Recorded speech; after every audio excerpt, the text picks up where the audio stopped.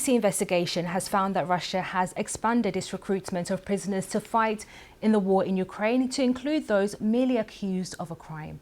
Work undertaken alongside the independent Russian website Mediazona to compare thousands of dog tags from Russian prison recruits with leaked records found a shift from the most serious offenders to those convicted of or still awaiting trial for much lower level crimes. Olga Evshina reports. This is Andrei Perlov's Olympic medal. Вот это. Это золотая медаль Барселоны, да. His daughter Alina is showing it to us because he is in a pre-trial detention facility facing 10 years in prison.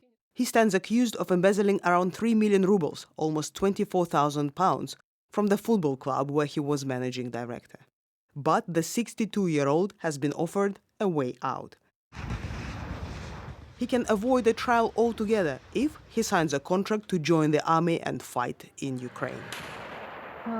My father refused to sign the contract. For him, it would be tantamount to admitting his guilt. He's not going to do that. A new law means that investigators and even defense lawyers are now obliged to offer an opportunity to go to the front line to almost anyone accused of a crime in Russia. But it hasn't always been that way. These are the faces of some of the violent criminals who fought and died for Russia in Ukraine. Like Vyacheslav Kochas, who burned 2 people alive, and Rustam Valiulin, who brutally stabbed his own mother and left her to die. However, now it's no longer just dangerous offenders being recruited into the army. We have analyzed almost 20,000 dog tags from convicts who went to the front line against detailed data that was leaked to us. In the beginning, prisoner recruitment was handled by Wagner and its late leader Yevgeny Prigozhin, who specifically targeted high-security institutions.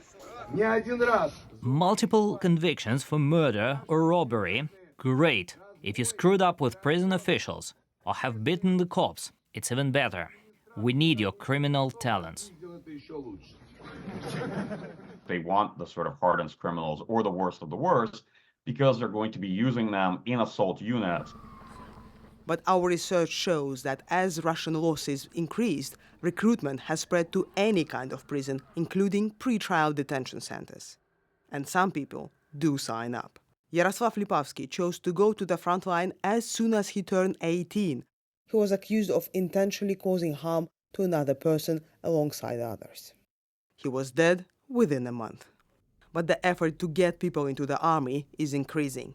The BBC has received a leaked recording of an investigator explaining how they pressured the men to sign up under this new law. It has been revoiced to protect the source.